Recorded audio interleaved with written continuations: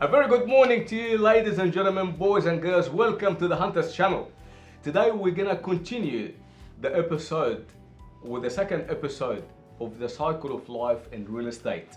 Welcome to our guest. Thank you for having me, Ramez. Thank you again, Ryan from Mortgage Works. Thank you, Ramez, for having us today. My name is Rania Shashati. I'm from RS Law Group. Thank you for having me, Ramez. Lovely catching up with everyone. My name is Farid, Zaki, and my business is ATP Accounting.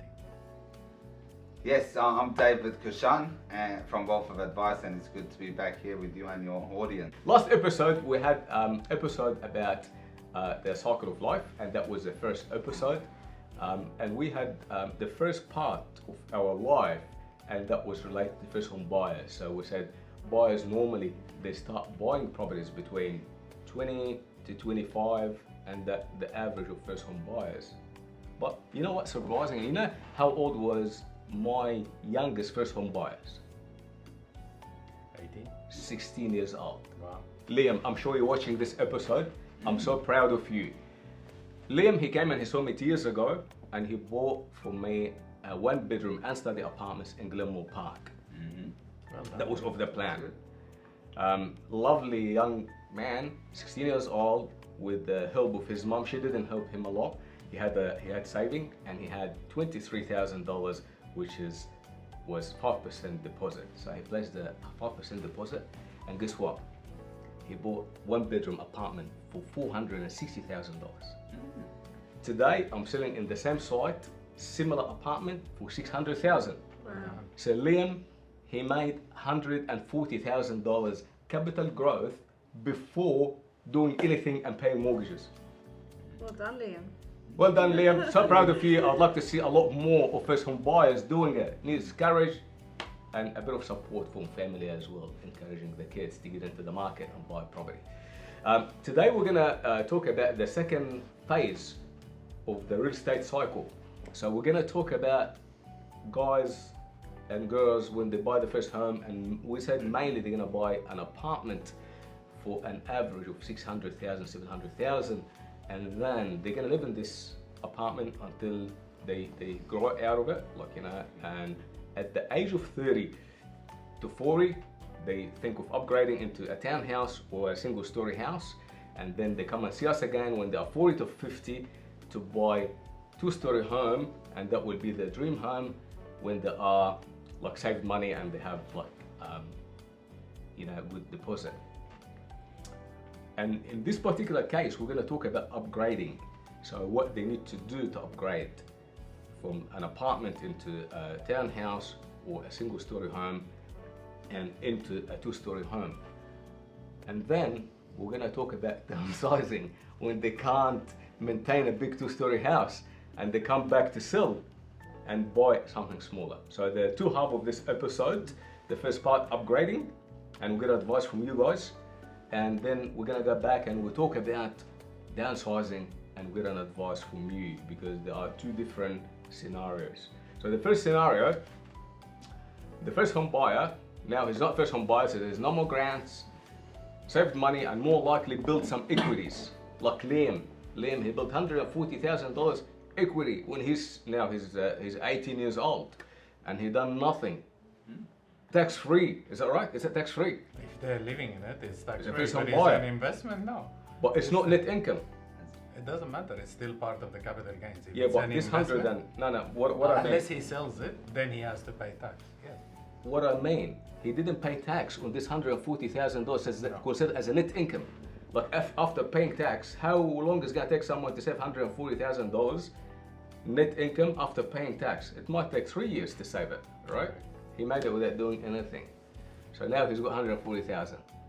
Liam, he can upgrade younger, like he doesn't have to wait to 30 years old, right? He's probably now worth 600,000. He can get into something else, or he can leave it and buy an investment property. Now, tell us about upgrading. What's the process from first home buyers' point of view when they have a property and they want to buy a second property to upgrade? Yeah, typically. So, I mean, when we see customers start that conversation of buying their first property to now calling us 3 to 4 years later saying we want to buy the next one, You know, the process is, I mean, obviously over that period of time, there's probably been some growth within the property. You know, they've paid down the loan a little bit more. They've got access to some equity there. So that first step is just figuring out, you know, what your three options are. You've got bridging finance, which is obviously the finance that allows you to bridge the gap between the two property purchases if you're not selling. The second option is obviously buying before you sell, or the third option is selling and then buying. But those are generally the three options that we sit down with a customer and really talk about the upgrading process. The first option of bridging finance, typically finding at the moment, very hard to get bridging finance. So you generally look at those other two scenarios where I'm sure you'll be able to help around what's going to be the most beneficial way to get you into the property. Or, you know, if you're looking at an investment property, there's a few different scenarios that play out. So typically sitting down through a client, reassessing their income, reassessing their current assets and their current liability position, and really navigating them through the pros and cons and the potential scenarios that they may face later down the track. So the bridging back, yeah, as I said, it's typically quite difficult to get done, and that's based on, you know, serviceability reasons.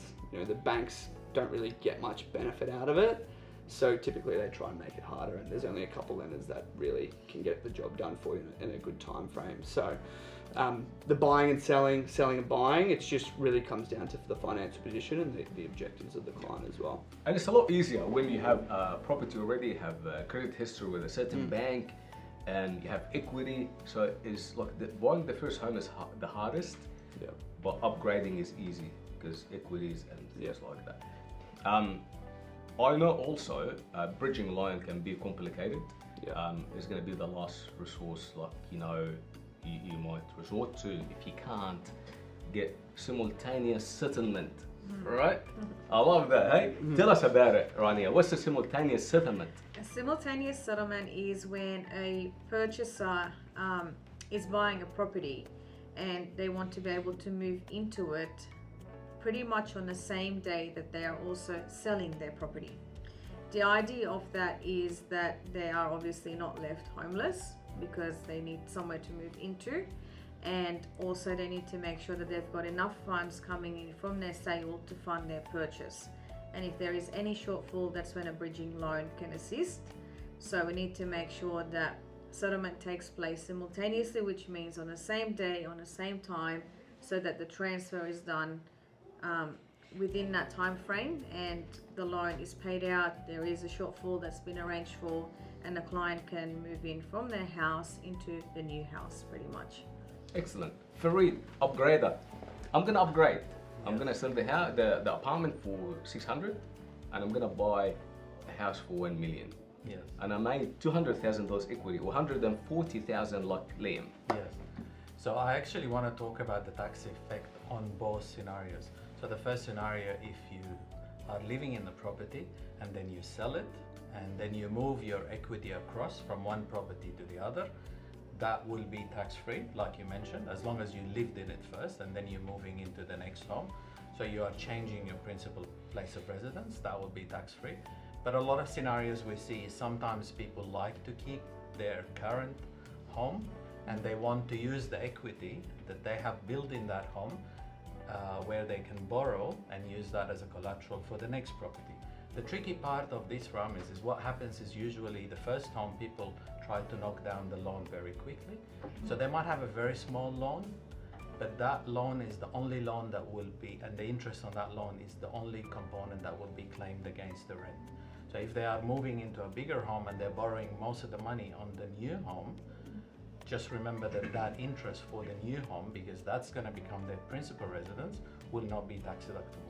And this is a scenario where you see a lot of times where people think, because I am moving, I'm getting a loan for the second property, that loan is going to be claimable in my tax. Well, you can only claim the loan for the property that you're actually renting it out, not the property you're living in. So yes, so if you sell and then buy, and it was your principal residence all along, it will be capital gains free. But if you decide to keep it as an investment and then move into a second property, from the day you move out of the property, the first property, that property will then be subject to capital gains in future. Yeah. In this particular episode, we're not talking about any investment, so it's going to be purely upgraders to live in. So in this particular case, there's no tax, capital gain tax on the equity that they made. Is that right? Correct. As long as they sell it. But if they start renting, No, they will sell it. So Yeah, I'm so if they selling it. sell it- We're doing simultaneous settlement, yes, then no problem. and we use this equity to put it in the new loan, which is going to be a lot more. Perfect. Right? Yeah, no problem. Just back to that simultaneous settlement point, it's very important that the lawyer asks the client, what are your intentions with this property? Whether you are selling and buying, or whether you are buying and you're going to sell in the future. The reason that that's important is because the contracts need to be prepared in a way that settlement does take place simultaneously.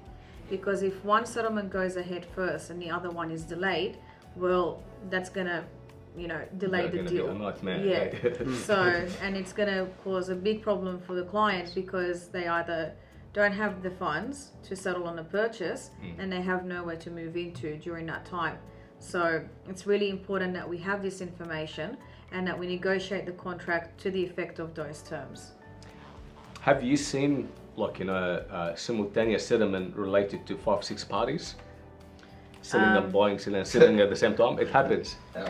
Probably. Because everyone's Yeah. selling to buy and buying to sell, right? Yeah. What's the longest chain you had in? And there will be a dominoes effect. We've had about four. We've had about Four. four happen at the same time, but we try to avoid it simply because if one doesn't go ahead, the three don't go ahead. Exactly. So, You yeah. find the truck waiting Very and they nice. can't get into the property. Correct. And, yeah. So it's very risky. Yeah. Usually in cases like that, we try to avoid those situations from coming up and from having a removal list get cancelled and all that. So what we do is we put a clause in the contract to say that the vendor can stay in possession for up to 2 weeks after settlement, Yeah. just to make sure that everything goes ahead smoothly and all is, catered for. Excellent. So David, Yes, Ron. financial planning for someone upgrading. So I come to you and tell you, hey David, I'm Liam, Yes. and that's what I did. I went to Ramis and I bought a property for 460,000, and the bank done a valuation for me, and now 600,000. I think I'm in a better position now. Can I upgrade? Can I sell this and I buy another house for 1 million? Yeah. So let's have a look at we've got Liam as an example, and then we've got Liam's living inside that property.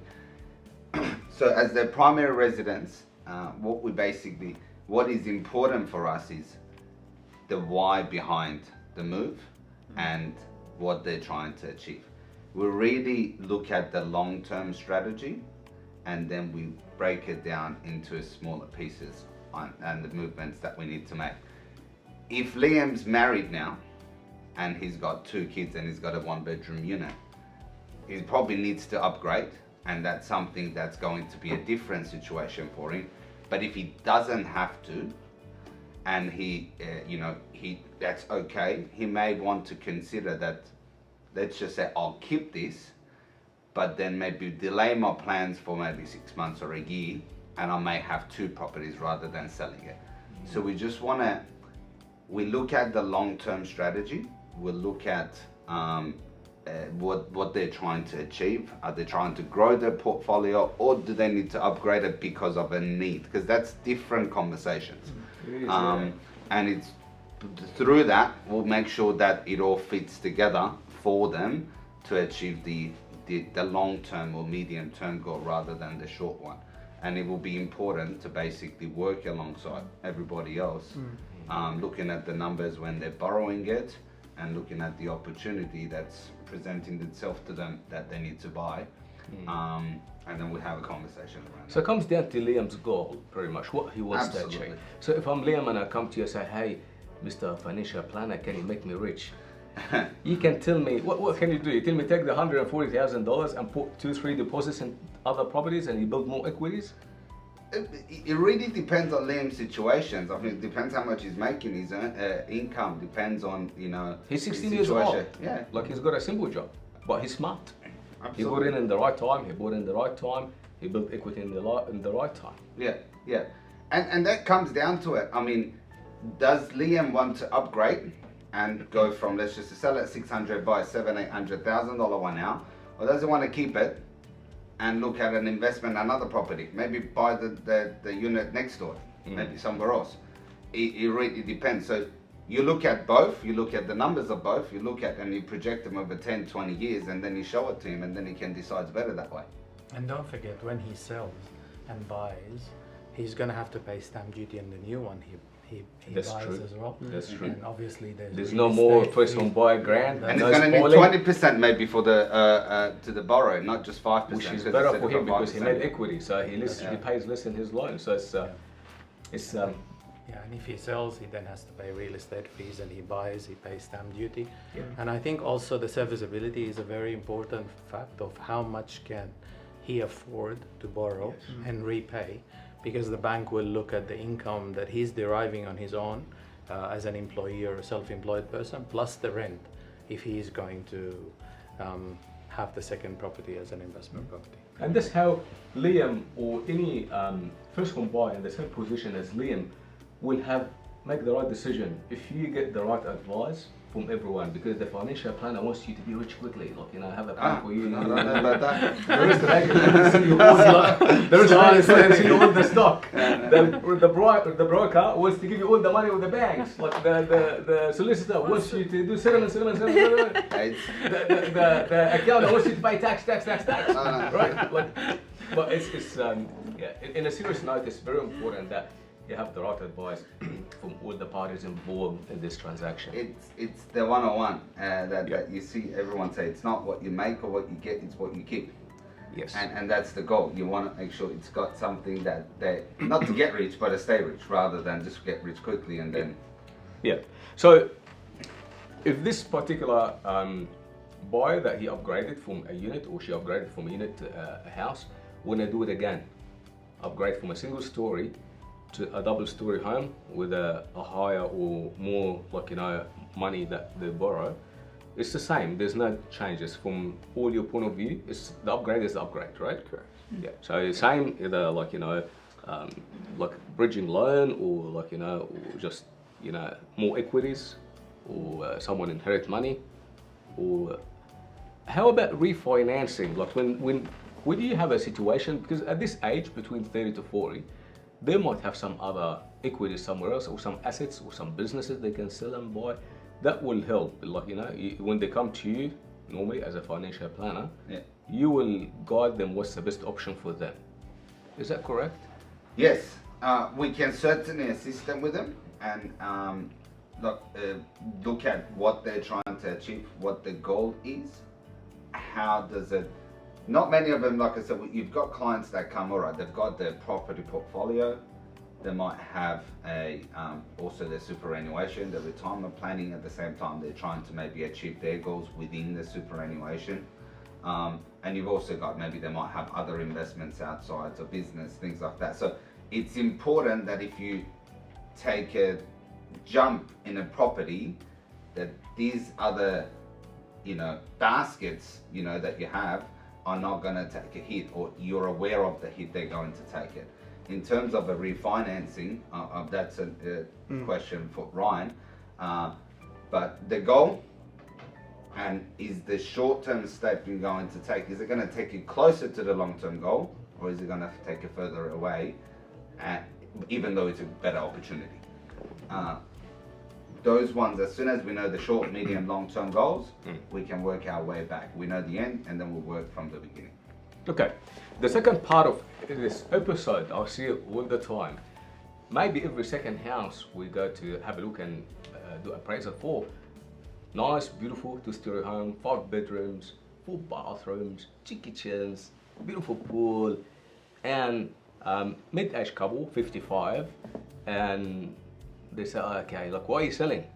It's just too big for us. We loved it. It's beautiful. It's my dream home, but we can't clean 4 bathrooms. We can't maintain the lawn area and the grass and, like, you know, and the pool and all of this. So a lot of work. So they want to downsize, and they want to go down into single story. If they're really, like, you know, 65 or 70, and they want to go into a retirement village.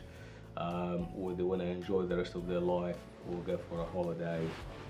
So now, that's the opposite scenario, right? Mm-hmm. So right. they're not going to look for building equity or borrow more money, but now they want to cash up from, like, you know, what they're selling, like it's a $3, $4, $5 million house, and they're going to move into $1 million house or something, or move outside Sydney because Sydney is very busy, or Melbourne, like, you know, or just move somewhere where, like, they're going to enjoy their life and it's easy lifestyle and there's no headache and issues. Now, from finance point of view, they might not need you, right? They don't need you here. So typically at that stage, I'm not really needed because generally people are moving from one asset, which is a larger asset, into a smaller asset. So generally, you know, I'm just giving the options around, you know, if you were to borrow, this is how much you would be able to use based on the proceeds of the sale. This is what you'd be looking at. But the downsizing is more of a, you know, aspirational. It's more of a lifestyle choice. So my job is quite limited, but I'm still there to give the options and show them, you know, typically 60, 65, they might be retired. So there are lending restrictions around loan terms and, you know. Yeah, I just wanted to ask you about that. Like, if I'm 60 or 65 and I don't work and I need just $50,000 or $100,000 loan from the bank, would I be able to borrow that? You can. I mean, obviously you need to have an income source, whether that's through a super, whether that's through a part-time job, casual job, whether that's through rental income. You can still get the funds, although, you know, the loan term does get shortened. Generally the loan term is 30 years, it can get shortened to 20 to 15 years.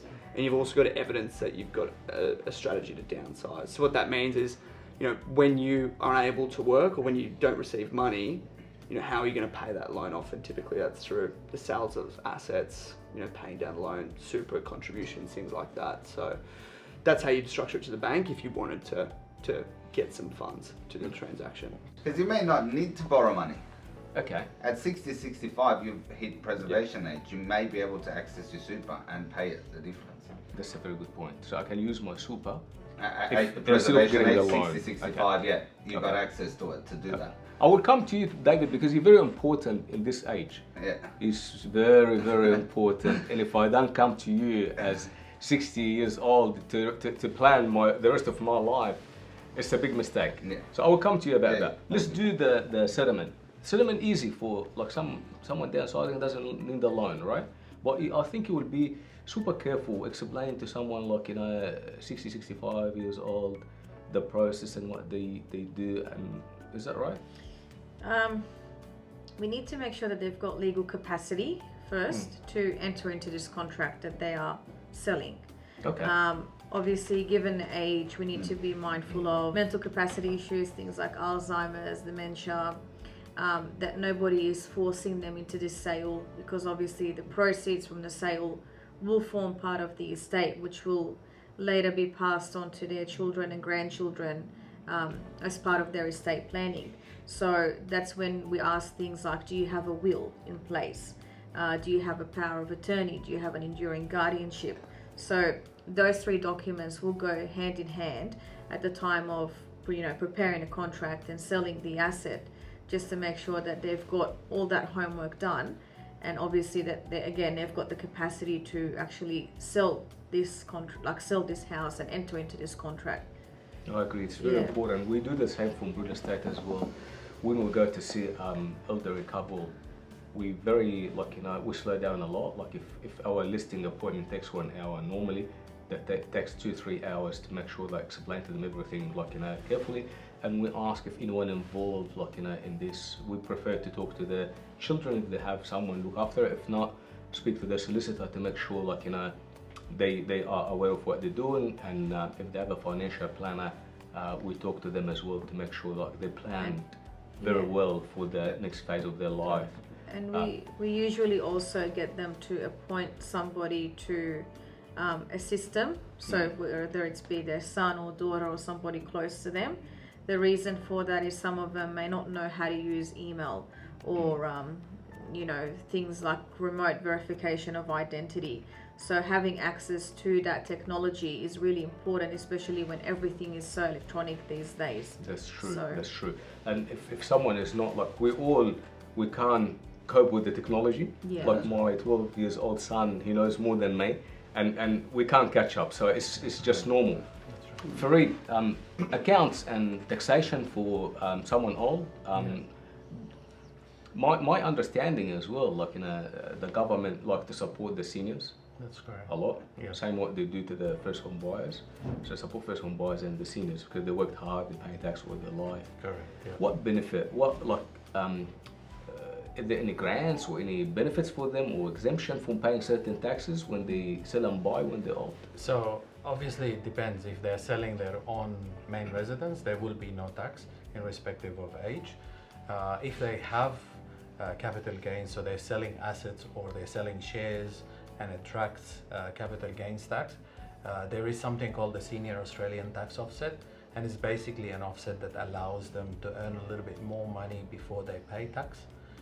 So that's a benefit that they can actually have. It's not a grant, but it's basically an offset. So it reduces the amount of tax payable. Again, it's not a rebate, so therefore the government doesn't give it, but it's available to be used up against any tax payable. It's called Senior Australian Tax Offset.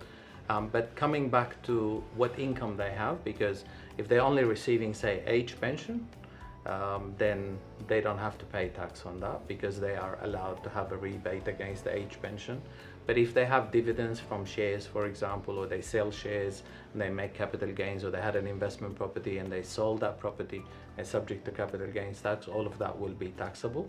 But if they don't have any of that and they're simply just selling their main residence and moving into a retirement, there will be no tax effect on that. Thank you. Back to you, David. You're the most important one. That's why I lifted it up. But you are, in this stage, people are going to be desperate to get from you financial advice because every single cent will count and help. Yeah, yeah. How can you assist like someone senior like myself? I'm 60, 65 years old. I got sick of working. I got sick of, I don't think I'm going to be sick of working, but I'm sick of working. I don't want to do anything. I want to get rid of all my commitments, and I want to enjoy the rest of my life. So how can you plan my life? What can you do for me? I'm going to try to cover as much as possible and hopefully be value to your audience here. But the key where it comes, now that you're at the retirement age, at let's just say 60, 65, you're not working as much, the key now here is turning that equity that you keep using to upgrade and buy more properties is now how do I get that equity to fund my life moving forward? How do I start to get an income from it so I don't have to work as much, or I can work less, or not work at all actually. So that becomes the key part of it, and buying the right properties. And this is why I love, as I've mentioned to you, when you get to 60 and 65s, if you have been getting the advice from an early age and you have taken the right steps, now this is where you're going to reap the fruits and the harvests of it. You've got the right properties you've purchased, the right loans, and paying the right amount of figures. And I love that you mentioned power of attorney. You get to this stage and you may not be in the best position to make the decision. Who's going to make the decision for you? So it's important that you've preset who you want to handle your financial matters moving forwards. And of course, the less tax that you can pay, or you can get offsets, you've got more equity now. So we help with that, and hopefully you're at a stage that you probably don't need max money. You're able to downsize, sell it. There are many strategies you can do here. You've got downsizer contributions into super that allows, with you having that money away, investing it, and then start withdrawing on it. So there's a whole lot you can do. When we go to the beginning stage, not many people think this far, but it's important that they actually have an understanding of what they want at the end, because it makes the journey easier and it allows us to help them better. But yeah, is there anything specific you want to know? But that's just an overall. I learned a lot from you, and the most important lesson I learned from you, and that's very useful for our audience today, is to plan for this stage when you're young. Mm-hmm. Before this episode we started it, I didn't think I even asked you before we start recording. I said, look, is there any role for you? You can advise first home buyers, and you know what? If you don't have it, I would be in this position coming to you at 65. you tell me, oh, you should have done this, you should have done that, Yeah. you should have done this. It you should have happens done all the that. time. So it's very important to get in and get advice from you early in life when we can work hard, we can pay more tax, we can save here, we can, like, you know, it's very important to plan our life early. We don't leave it to the last minute. Yeah. Because 65 is going to be too late. Yeah. The only option for you might, like, you adopt me. Like, you know, like Yeah. if you adopt me and you spend money on me, that's it.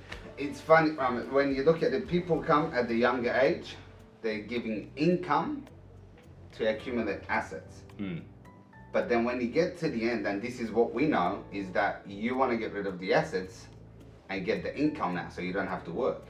So with that in mind, then you are able to help them out with the second, the third property purchase, selling this one, buying that one.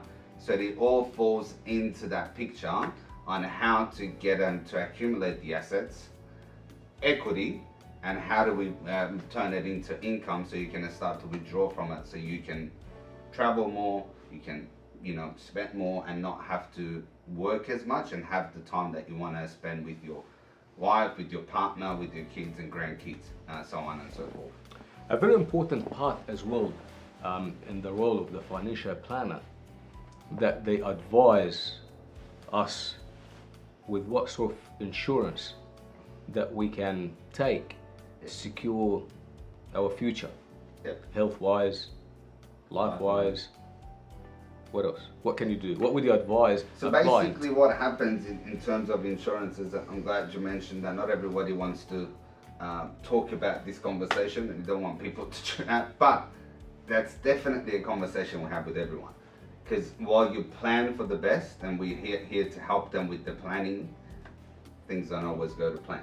And you want to make sure you're prepared for the worst too.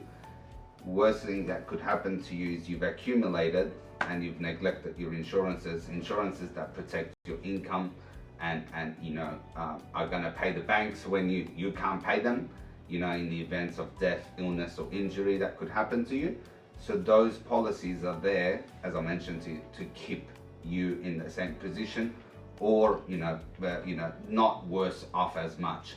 Because if you've got it and then something happens to you and you lost your income, like happened to me for 4 months, having the right policies will ensure you still paying the bills and you're able to keep your position there. So those are the absolutely key fundamentals about it, to make sure while you're being aggressive with your investments, you're also taking a conservative approach to protect yourself and your family and your loved ones. I think also from a legal perspective, it's really important that you get your affairs in order from now, so that your family later doesn't have to do all the legwork. Typical example is nursing homes. Yep. A lot of families will say to me, well, what do I do about a nursing home? How do I pay for it? Who organizes it and all of that stuff?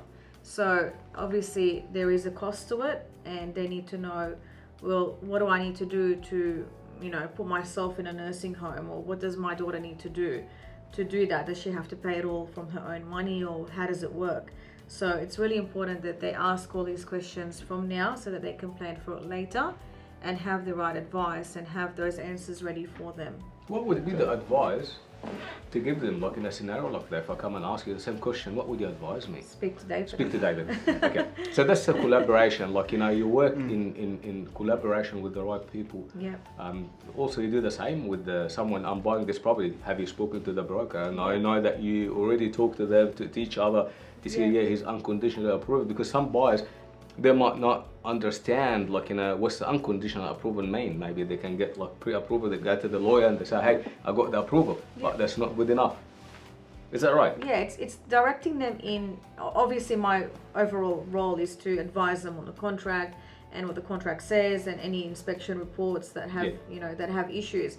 But it's also directing them into the right people. Yeah. So things like your broker, your financial planner, your accountant. If it's a purchase of a business, your bookkeeper, your depreciation people. So all these people are very critical, especially if we've got clients that are buying a piece of land and they want to build on it.